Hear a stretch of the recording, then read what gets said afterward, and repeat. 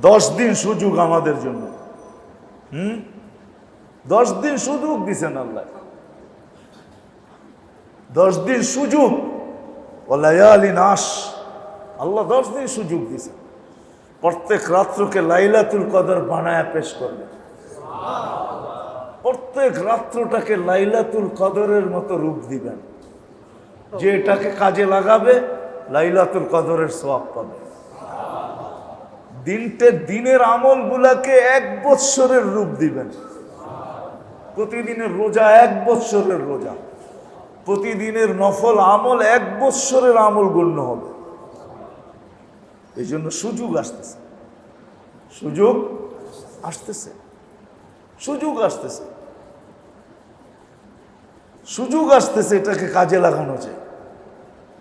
9 দিন রোজা, 10 রাত্র বন্দেগী। 1 তারিখ থেকে 1 তারিখ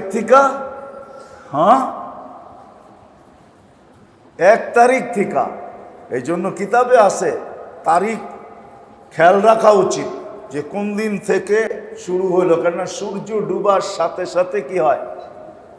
সূর্য ডুবার সাথে সাথে শুরু হয়ে যায়। সূর্য ডুবার সাথে সাথে শুরু হয়ে গেল। চাঁদ দেখার এলান শোনা, কানের ভিতরে রাখা, খবর রাখা যে এলান হলো কিনা, চাঁদ দেখা গেল কিনা। দেখা গেল ওয়াল ফজরি ওয়া লায়ালিন আশ, ওয়াল ফজরি ওয়া লায়ালিন আশ। এই সূরা ওয়াল ফজর ওই রাত্রের থেকে কাজে লাগানো শুরু করেন। বড়দেরকে শিখান, মা বোনদেরকে শিখান, বাচ্চা কাচ্চাকে শিখান। 10 রাত্র কাজে লাগান। 10টা লাইলাতুল কদর হবে। আর 10টা লাইলাতুল কদর যদি হিসাব করি তাহলে মেরে দোস্ত কত হবে? কত? 884 দিয়ে গুণ দেন, 84 দিয়ে গুণ দেন, 84 দিয়ে গুণ দেন, 83 দিয়ে গুণ দেন। 83 বৎসর 4 মাস, 10 দিয়ে গুণ দিলেই বাহির হয়ে যাবে। এত বৎসরের বন্দেগী হবে। 9 দিনের রোজা, 9 বৎসরের রোজা। সারাদিনের আমল 9 বৎসরের, প্রতি আমল 1 বৎসর করে গণ্য হবে। কত বড় সুযোগ, কত বড় সুযোগ। আবার কিতাবে পাওয়া যায়, যদি পড়তে পারে। চাঁদ দেখার ঘোষণা হয়ে গেছে, সাথে সাথে সূরা ফজর যে 7 বার পড়বে, ওয়াল ফজরি ওয়া লায়ালিন আশ, 7 বার যে পড়বে, আগামী 1 বৎসর আল্লাহ সমস্ত পেরেশানির থেকে মুক্ত রাখবে। সমস্ত পেরেশানির থেকে কি হবে? মুক্ত রাখবে। সমস্ত ধরনের পেরেশানির থেকে, ছোট বড় সব পেরেশানির থেকে আল্লাহ মুক্ত রাখবে। যদি সূরা ফজর ওই চাঁদ উঠার এলান শোনার সাথে সাথে ওই রাত্রেই যদি 7 বার সূরা ফজর পড়ে, আল্লাহ এই সূরার ভিতরে এই বরকত রাখছেন যে 1 বৎসরের সমস্ত পেরেশানি কি হবে? কি হবে? কত সহজ, ঠিক না? আমরা তো ভাববো যে পেরেশানি দূর করে লাভটা কি, ঠিক না? সূরা পড়ার দরকারটা কি, ঠিক না? কি কি বলেন? কাঠের মূর্তিও তো করে, ঠিক না? আমাদের তো আছে অসুবিধা কি, পেরেশানি এমনি দূর হয়ে যাবে, ঠিক না? এক একজন পদ্ধতি, কিন্তু আল্লাহ মন্দার উপরে মেহেরবানি করে দিয়া দিয়েছেন। মন্দার উপরে মেহেরবানি করছেন। বিদায়ী ফজিলত আমাদেরকে শুনাইছেন যে ওয়াল ফজরি, চাঁদ দেখার সাথে সাথে, চাঁদ শোনার ঘোষণার সাথে সাথে 7 বার পড়ো। পুরা বৎসর তুমি ইনশাআল্লাহ পেরেশানি মুক্ত থাকবে। কোনো পেরেশানি, আমি তো বলি সারা বৎসর পেরেশানি মুক্ত থাকবে। তাহলে ওই বৎসরে যদি মারা যায় তাহলে কবরও তো একটা পেরেশানি, ঠিক না? মনে হয় এটার থেকেও আল্লাহ মুক্ত করে দিবে। কি মনে থাকবে তো? পড়বো তো? রাতগুলা কাজে লাগাবো তো, হ্যাঁ, ঘরওয়ালাদেরকে নিয়ে কাজে লাগাই। এখন আপনি যদি ভাবেন যে সামনে তো ঈদ, কিছু তো করতেই হবে, সারা রাত্র যদি কাটায়া দিই ইবাদত বন্দেগিতে, তাহলে দিন কিভাবে যাবে? দিনের ভিতরে কাজ করব কি করে? কমসে কম এতটুক করেন, যদি না পারেন এতটুক করেন, এশা ফজর বা জামাত। এশা কি বা জামাত পারবেন তো? এশা আর ফজর বা জামাত, আর সাথে সাথে শোয়ার আগে কমসে কম 4 রাকাত পড়া ঘুমান।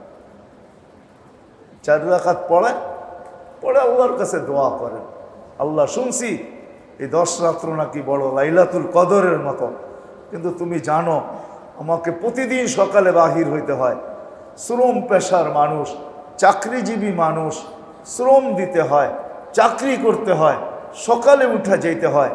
আল্লাহ এতটুকুই করতে পারলাম, আর পারলাম না, তুমি এতটুকুই সামনে রেখা তুমি আমাকে পুরাটা দিয়া দাও, আমার বিশ্বাস আপনি পুরাটা পাবেন। এতটুক তো করতে পারি, ইসলাম তো সহজ। আর দিনের বেলা রোজা রাখা, 9টা রোজা রাখি স্বাস্থ্যের জন্যও ভালো। হ্যাঁ, দুনিয়া রাখতেছে কিন্তু রোজা, কিন্তু অন্য নামে। আমাদেরকে তো আল্লাহ রোজার নামে রোজা দিছেন, রোজার নামে রোজা দিছেন, দুনিয়া রাখতেছে কিন্তু অন্য নামে।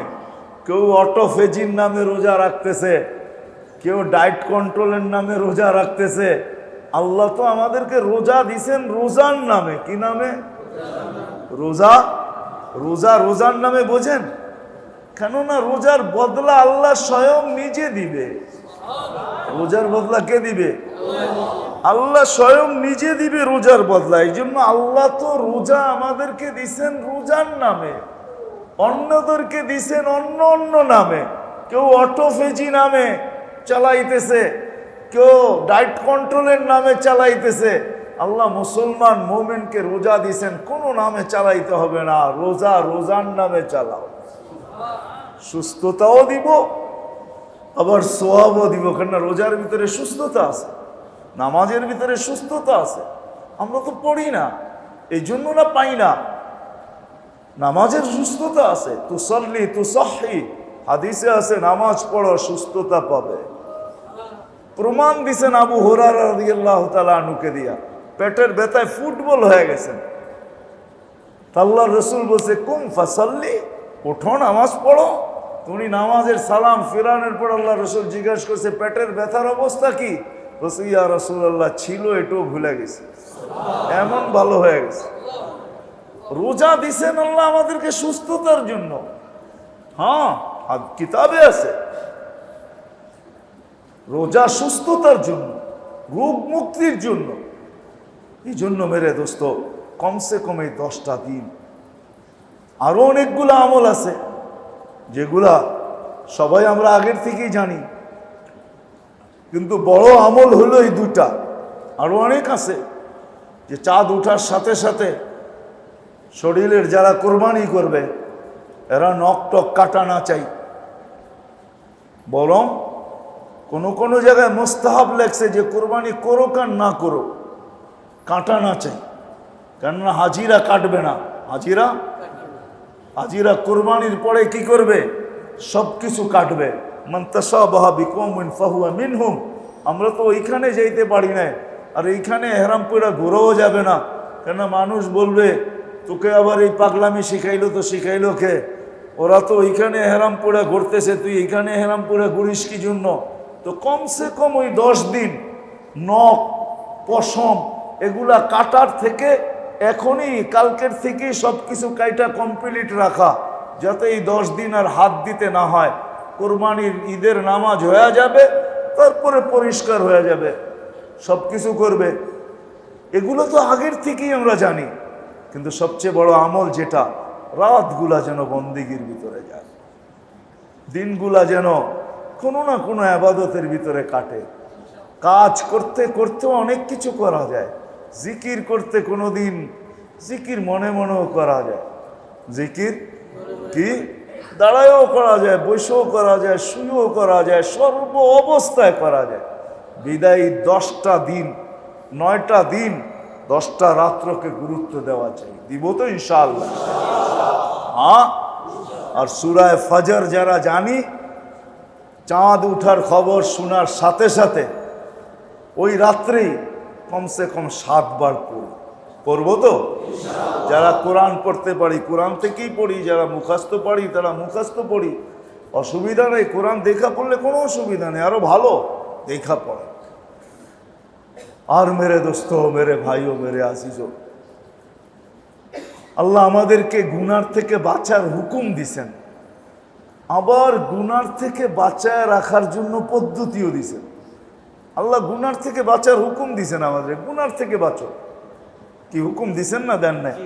হ্যাঁ। আবার আল্লাহ পদ্ধতিও দিছেন যে তুমি বাইচা থাকবে তো থাকবে কি করে।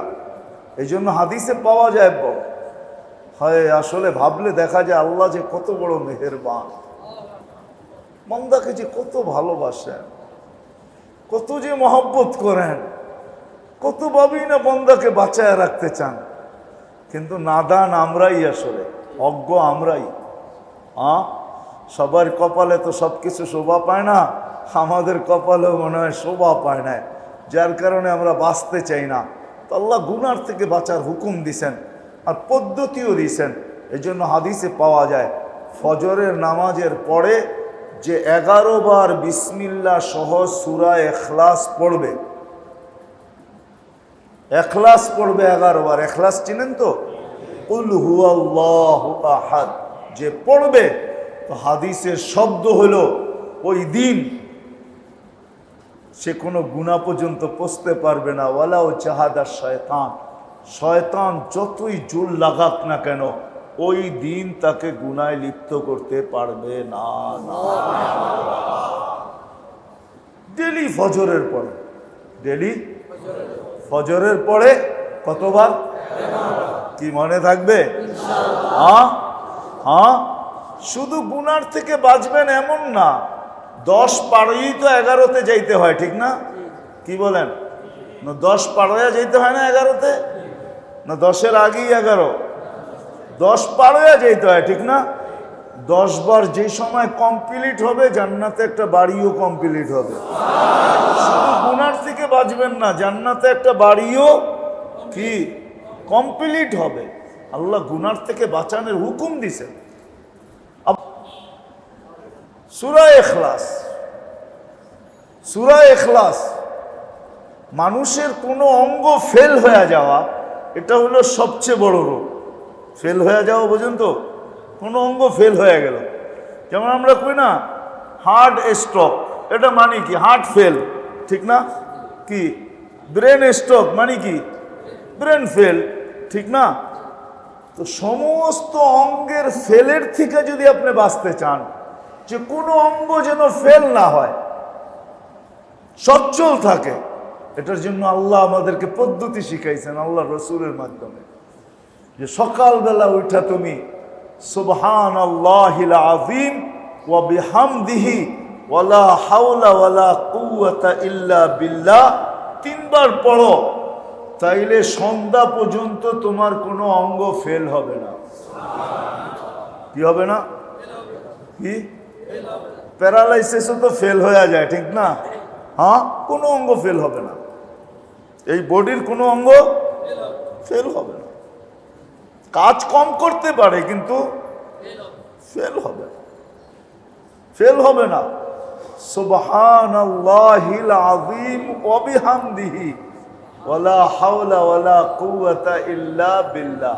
কয়বার? 3 বার, মাত্র 3 বার। হ্যাঁ, কত বড় মেডিসিন, ঠিক না? কি বলেন? হ্যাঁ, চোখ ফেল হবে না, কান ফেল হবে না, ব্রেন ফেল হবে না, হার্ট ফেল হবে না, হাত ফেল হবে না, পায়ের ফেল হবে না, কিডনি ফেল হবে না, লিভার ফেল হবে না, কোনো অঙ্গ ফেল হবে না,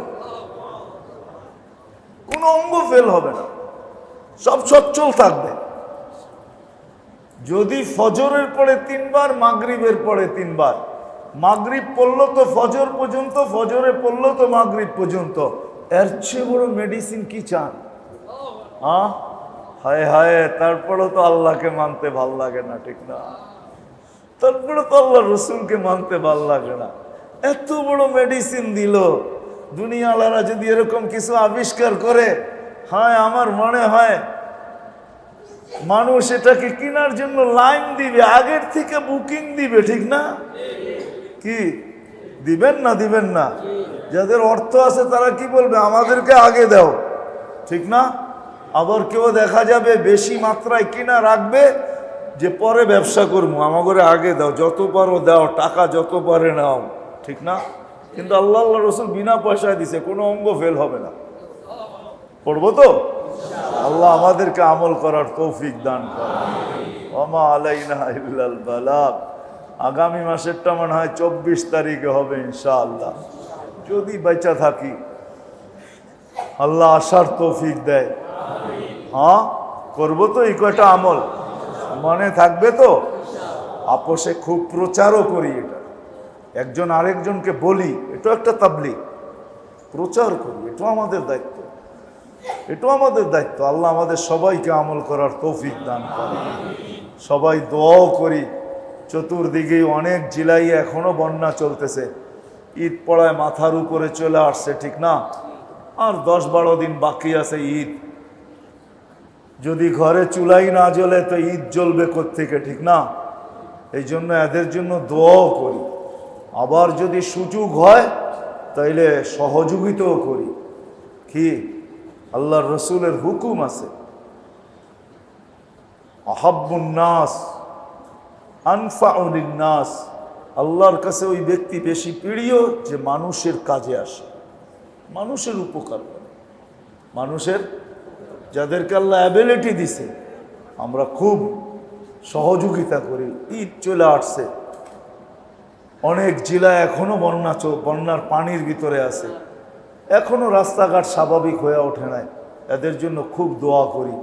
কেন যে আমাদের জমিনে এই বিপর্যয় আসলো, এই জন্য আল্লাহর কাছে মাপও চাই, সবাই তওবা করি, মাপ চাই। আল্লাহ তওবাকে পছন্দ করেন। হতে পারে আমার গুনার কারণেই আসছে, হতে পারে আমার গুনার কারণেই আসছে, যদিও আমার বাড়িতে আসে নাই, কিন্তু এটা একটু দূরে আসছে, কিন্তু আমার কারণেই হয়তো আসছে। এটা প্রত্যেকের ভাবা উচিত। এই জন্য তওবাও করা চাই, দোয়াও করা চাই, সহযোগিতাও করা চাই।